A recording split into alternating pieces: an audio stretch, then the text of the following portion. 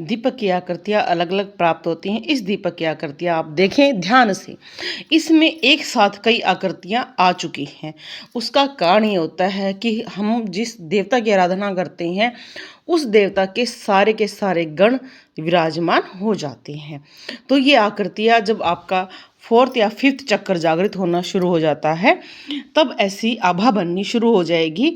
और वीडियो में आप देख सकते हैं कि ये जोत जल रही है, इस जोत की जो आकृति है ज़्यादा लंबी नहीं है पर एक गोला बना रही है अपना ही एक, जैसे हम प्रकाश पुंज कहते हैं। तो वो प्रकाश पुंज क्या होता है जो हमने बहुत सारी वीडियो में बताया है कि फूल के ऊपर भी कुछ एक ऐसा प्रकाश या जिसको हम वाइट चीज़ कहते हैं। तो आप देख सकते हैं प्रकाश पुंज का मतलब भगवान की कृपा होती है, उनका आशीर्वाद होता है, स्वयं भगवान होते हैं। पर जब हमारी आकृतियों में कुछ नया नया बनता है, एक साथ ज़्यादा चीज़ें बन रही हैं, तो वो उस देवता के सारे गण विराजमान होते हैं। तो आप यहाँ देखकर शेष नाग की भी आकृति दिख रही है, नागफन फैलाए बैठे हुए हैं। नीचे आप देखेंगे तो आपको चंद्र भी दिखाई देगा, कटार भी दिखाई देगी। तो यहाँ पर जो ये आकृति है इसमें बहुत चीज़ों का मिश्रण एक साथ हो गया है। तो बहुत सारे लोग पूछते हैं कि ये आकृति बननी शुभ है अशुभ है, और अगर ये बने तो हमें क्या करना चाहिए। ये आकृति आपके लिए बहुत शुभ है क्योंकि आप देखें इसमें अलग अलग चीज़ें एक साथ विद्यमान हो चुकी हैं और आपको देवता के साक्षात दर्शन हो रहे हैं। ये सिर्फ क्या है कि वीडियो में हम जब देखते हैं तो हमें ध्यानपूर्वक देखना पड़ता है कि हमें चंद्र के भी, नाग देवता के भी और शिवलिंग के भी और माता रानी और शिव जी के एक साथ दर्शन हो रहे हैं। ये दर्शन होते हैं उज्जैन में जो मंदिर है, जो सिर्फ तक्षक जो राजा हैं नागलोक के, वो शेष शैया बनाकर लेटे हुए हैं, उन पर माता पार्वती और शिव जी विराजमान हैं, और जो उन पर शिव जी पर साथ में वासुकी भी विराजमान है। देखो ये जो नाग देवता होते हैं हमारे, ये 3 रहे हैं देवता। जो सबसे बड़े इनमें पहले रहे थे शेषनाग जी, जिन्होंने अपना राजा का पद नागलोक का त्याग कर अपनी तपस्या करी, वो शरण में चले गए विष्णु भगवान के। फिर दूसरे थे वासुकी, उनको भी नागराज बनाया गया, वो शिव जी की आराधना की और वो शिव जी के गण बन गए, उनकी आराधना में उनके साथ रहने लग गए। अब जो फिलहाल हम मानते हैं कि तक्षक है, वो भी आपस में तीनों भाई हैं, और तक्षक जो हैं अभी फ़िलहाल वो राजा हैं नागलोक के। तो वो भी शिव जी की सेवा करते हैं और माता पार्वती की सेवा करते हैं। तो यहाँ पर बहुत सारे लोग कहते हैं कि ये छत्र क्यों बनता है, क्यों ऐसा हमें लगता है कि जैसे छत्र बन रहा है। इसमें आप आकृति देखो, कहीं चांद बना हुआ है, कहीं पर ऐसा लग रहा है छत्र बना हुआ है, तो ये क्यों है। और ये नीचे ब्लू कलर दिख रहा है, वाइट कलर है, बीच में येलो कलर है। तो ये इसी कारण है कि 4 चक्कर इनके एक्टिव हो चुके हैं और देवता के सभी गण इनके उस पर आने विराजमान हो गए हैं। तो ऐसी आकृति अगर आप पर बनती है तो आपको बहुत अच्छा है, और उसके लिए आपको थोड़ा सा और प्रयास करना चाहिए। जैसे हमने बताया कि कुछ हीलिंग प्रोसेस करने चाहिए, हमें प्रगति से जोड़ना चाहिए, हमें हरी घास पर चलना चाहिए, क्योंकि जो हमारा एक चक्कर है उसका रंग भी हरा है पर वो जोत पर नहीं बनता है क्योंकि प्रकृति में ये कलर फैला हुआ है।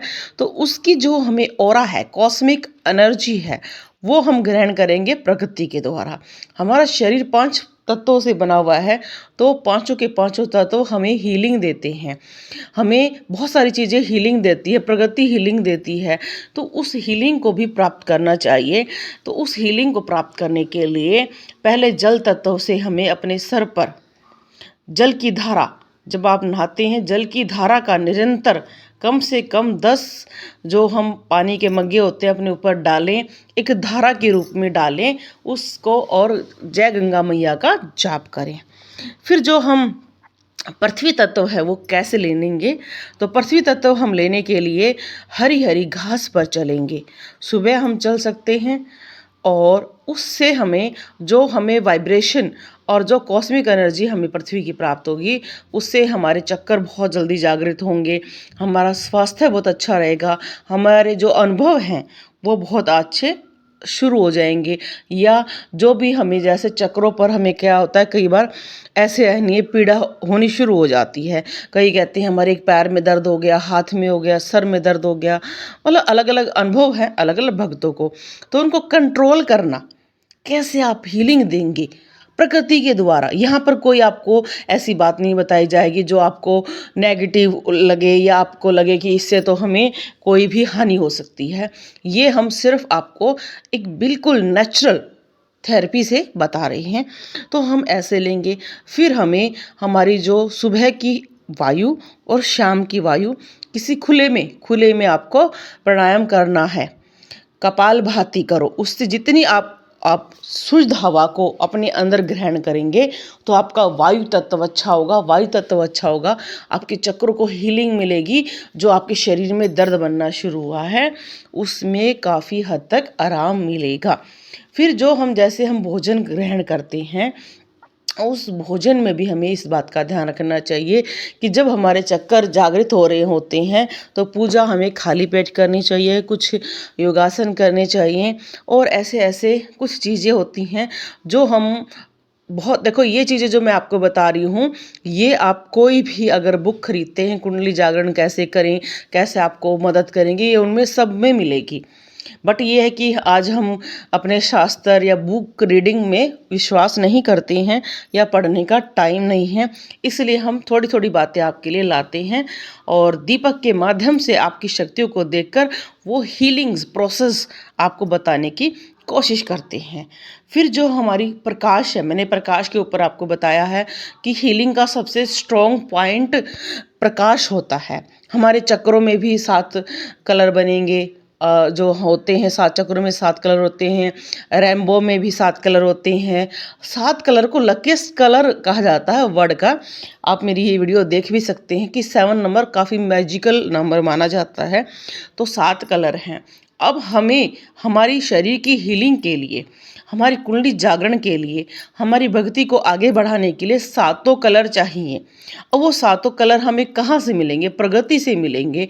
सूर्य सुबह जब उगता है और बाद में छिपता है तब भी वो 7 के 7 कलर प्रदान करता है। तो सुबह अगर जो नहीं कर सकते हैं वो शाम को जब सूर्य छिपता है तो उसकी आभा की उस टाइम घूमें और महसूस करें।